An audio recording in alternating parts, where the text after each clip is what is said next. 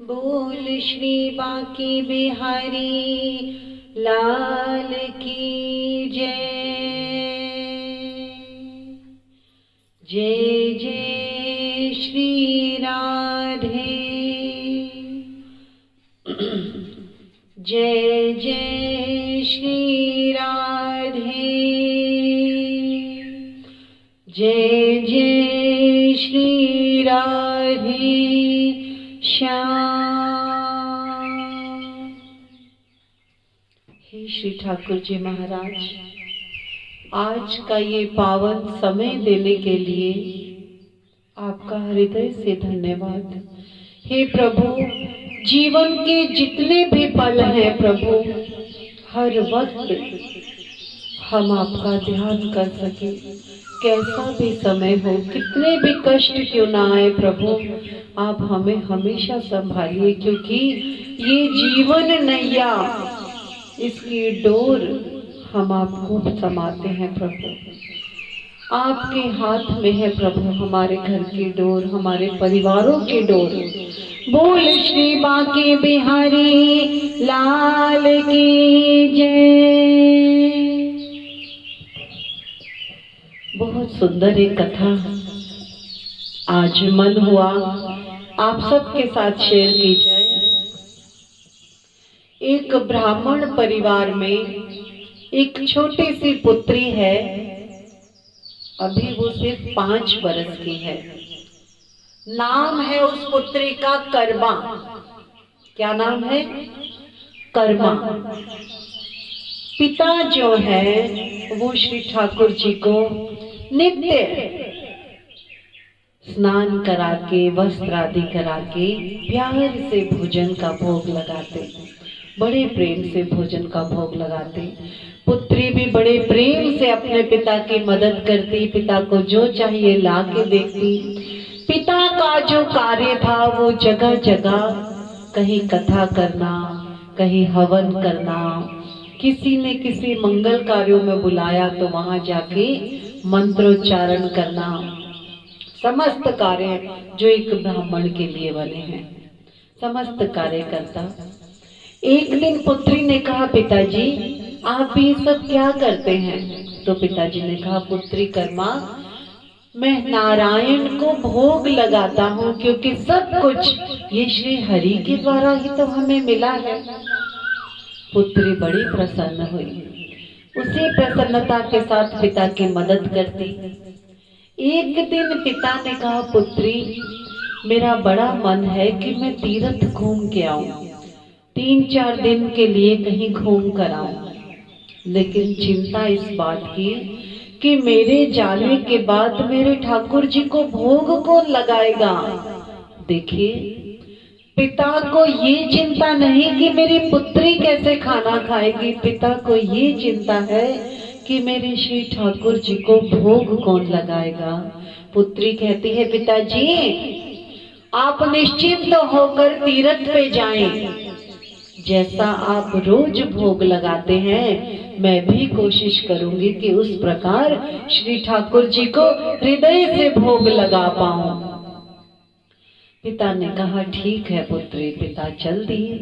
अब अगले दिन सुबह कर्मा जल्दी उठी, नहाई, पूजा ध्यान करना था, तो सबसे पहले ठाकुर जी को स्नान कराया, नए नए वस्त्र पहनाए। और आज कर्मा को, कुछ छोटी सी बच्ची है 5 साल की, कुछ और बनाना नहीं आता, तो आज कर्मा ने उनके लिए सब कुछ, चावल दाल, जो सब्जी भाजी घर में रखी थी उसे डालकर एक प्यारी सी खिचड़ी बनाई और उसे एक चौड़े बर्तन में प्लेट में करके लाई और कन्हैया के आगे रख दिया और कहती है, ठाकुर जी महाराज, पिताजी जैसे भोग लगाते हैं, आइए भोग लगाइए, मुझे बहुत सारे घर के काम करने हैं, मैं काम करती हूँ, तब तक आप भोजन कर लेना।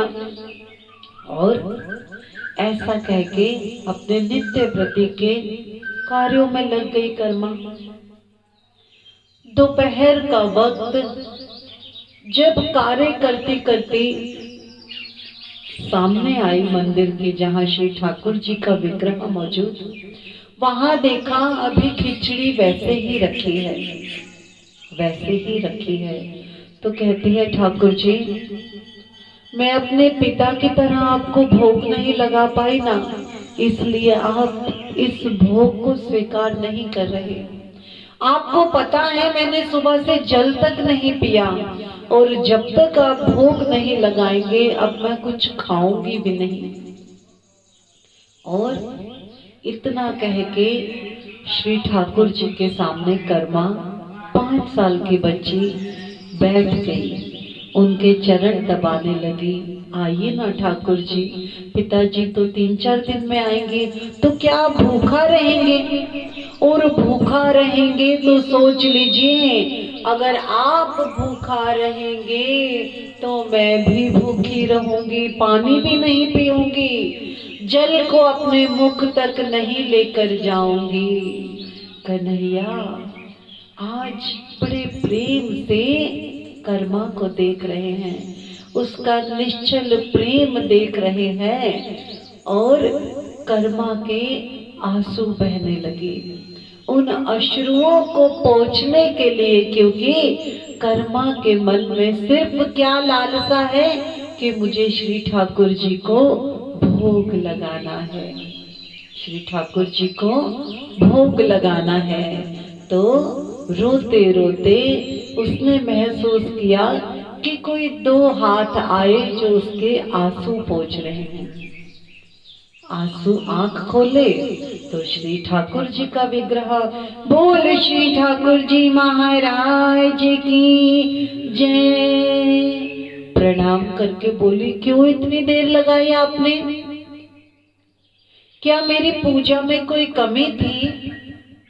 मैं मानती हूँ अपने पिताजी जैसी सेवा मैं नहीं कर सकती, लेकिन प्रभु मैंने बड़े प्रेम से खिचड़ी बनाई है, आप इसका भोग लगाइए। आज कन्हैया ने बड़े प्रेम से प्लेट पकड़कर जिस बर्तन में खिचड़ी लेकर आई कर्मा, उसे खाने लगे। कर्मा को कोई हैरानी नहीं हुई कि रोज भगवान भोग लगाते हैं जब पिताजी खिलाते हैं तो। और कर्मा ने कहा अब 3-4 दिन मैंने ही भोग लगाना है, तो ठाकुर जी कृपया टाइम से आकर भोग लगा ले। ठाकुर जी कहते हैं तो रोज भोग लगाना, मैं रोज खाने आऊंगा। 3 से 4 दिन हो गए। जब पिता आज वापस आए तो पिता ने कहा, पुत्री क्या ठाकुर जी को भोग लगाया? जी ठाकुर जी। तो पिता ने कहा अब तू ही रोज भोग लगाया करना, मैं वृद्ध भी हो चला। धीरे धीरे पुत्री भोग लगाते रही, दिन दिन बढ़ते रहे, और आज पुत्री बड़ी हो गई। उसके विवाह के लिए एक बहुत सुंदर वर देखा ब्राह्मण देव ने। वो वर जगन्नाथपुरी का रहने वाला वर, जगन्नाथपुरी का रहने वाला। अब जब बड़े प्यार से विवाह हुआ, जगन्नाथपुरी अपने ससुराल आ गई। पुत्री कर्मा आज एक ब्राह्मण की पुत्री होने के साथ साथ एक परिवार की बहू बन चुकी थी, जहां बड़े प्रेम से सबके लिए भोजन पकाती, पति की सेवा करती, लेकिन नित्य प्रति वो उस कार्य को नहीं भूली जो वो 5 साल की उम्र से करती आई है कि मुझे श्री ठाकुर जी को भोग लगाना है, मुझे श्री ठाकुर जी को भोग लगाना है। बड़े प्रेम से भोग लगाती। जगन्नाथपुरी में जो मंदिर है श्री जगन्नाथ जी का, जहाँ श्री हरि जगन्नाथ जी का रूप बनाए बैठे हैं, एक दिन प्रातः जब कर्मा हरि को भोग लगाती, प्रातः दरवाजे पर आकर खड़े हो गए। माई मैं बहुत भूखा हूँ, क्या मुझे कुछ खाने को मिलेगा? कर्मा ने बड़े प्रेम से बिठाया। पुत्र मैंने हरि के भोग के लिए खिचड़ी बनाई है, लो ये तुम भी खाओ। बालक बने श्री जगन्नाथ भगवान ने बड़े प्रेम से उस खिचड़ी का भोग लगाया और भोग लगा के कहते हैं, माई क्या मैं इस भोग को खाने के लिए कल भी आ सकता हूँ? कर्मा कहती है, पुत्र तो रोज आ जाना, मैं रोज भोग लगाती हूँ अपने नारायण को, अपने श्री ठाकुर जी को, मैं थोड़ी सी ज्यादा बनाऊंगी तो भी भोग लगा लेना। पुत्र कहता है, ठीक है बालक जो श्री जगन्नाथ जी बन के आए हैं, ठीक है। कुछ समय व्यतीत हुआ, एक ऋषि ने देखा कि कर्मा सबसे पहले उठते हुए स्नान करके सबसे पहले नारायण को भोग लगा के अन्य कार्यों को बाद में करती है। नारायण को भोग लगाने की ये अवस्था देखकर ऋषि ने कहा, कर्मा तू बहुत अच्छा काम करती है जो भोग लगाती है, लेकिन पुत्री ये भोग जो तू लगाती है सुबह स्नान आदि करने के पश्चात लगाया कर। कहती है, जैसे ऋषिवर आपकी आज्ञा। अब अगले दिन स्नान किया, स्नान करने के उपरांत जब भोग बनने लगा तो थोड़ा वक्त लगा। श्री जगन्नाथ जी जो बालक बने बैठे हैं, इंतजार कर रहे हैं, माई जल्दी कुछ खाने को लाओ, बहुत भूख लगी है। माई कर्मा कहती है, अभी पुत्र बन रहा है, पुत्र भोजन बन रहा है, प्रसाद बन रहा है। और आज जब भोग लगा, श्री ठाकुर जी को भोग लगाकर उस बालक के लिए जब थाली लेकर आई तो बालक ने जल्दी जल्दी आज प्रसाद ग्रहण किया और भाग गया जल्दी से। क्यों भाग गया वो बालक? क्योंकि मंदिर में पुजारी जी आने वाले थे जो पट खोलने थे, दर्शन का वक्त हो चुका था। और आज जब श्री जगन्नाथ जी का विग्रह पुजारी जी ने पट हटाकर देखा तो जगन्नाथ जी के मुंह पर कुछ खिचड़ी के चावल और दाल लगी हुई थी। पुजारी जी कुछ सोचने में लगे कि ये क्या है, और आज पूरा दिन उनका यही सोच में व्यतीत हो गया कि ये सब क्या था। आज की रात उन्हें नींद नहीं आई। आज जैसे नींद आई है ना आई है, उन्हें साक्षात दर्शन हुए श्री जगन्नाथ जी के। जगन्नाथ जी कहते हैं, पुजारी आज जो ये मेरा रूप तूने देखा, ये जो मुझे भोजन कराता है, ये मुझे कराती है कर्मा माई, जिसे हम कर्मा बाई के नाम से जानते हैं।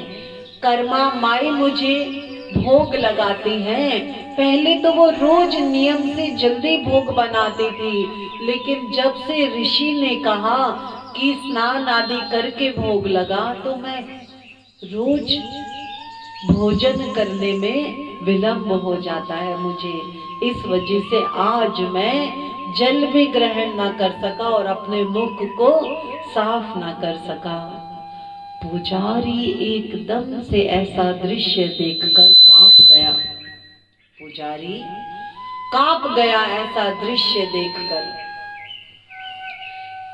उसी वक्त उठा, उस ऋषिवर के पास गया। ऋषिवर, वो कौन कर्मा बाई है जो श्री हरि को भोग लगाती है? ऋषि ने कहा, क्यों? पुजारी जी ने ऋषिवर को सारी बात बताई। पुजारी जी ने ऋषिवर को सारी बात बताई और ऋषिवर और पुजारी कर्मा बाई के समक्ष पहुंचे और ऋषि ने कहा, पुजारी जी ने कहा, कर्मा बाई तुम जैसे पहले भोग लगाती थी वैसे ही भोग लगाया करो। कर्मा बाई ने कहा, ठीक है प्रभु, ठीक है ऋषिवर, जैसा आप चाहेंगे वैसा ही होगा। अब पूछने लगी कर्मा बाई कि ऐसा क्यों पुजारी जी, आपने मुझे पहले ऐसा कहा। ऋषिवर, पुजारी जी ने कहा, पुत्री जो तू इतना हृदय से भोग लगाती है ना, श्री ठाकुर जी, श्री जगन्नाथ जी साक्षात एक बालक का रूप बना के तेरे समक्ष आते हैं। तेरे समक्ष वो खिचड़ी का भोग लगाने आते हैं। और पुजारी जी और आज ऋषि दोनों जने कर्मा भाई के चरणों में नमन करते हैं कि तू महान है कर्मा भाई। हम जिंदगी भर उनकी पूजा करते हैं, हमारे हाथों से आज तक उन्होंने कभी भोग नहीं लगाया और तेरे द्वार पर वो रोज भोग लगाने आते हैं। आज भी श्री जगन्नाथपुरी में खिचड़ी का जो प्रसाद बंटता है वो माँ कर्मा बाई के नाम से बंटता है। बोल श्री बांके बिहारी लाल की जय। जय जय श्री राधे, जय जय श्री राधे, जय जय श्री राधे श्याम।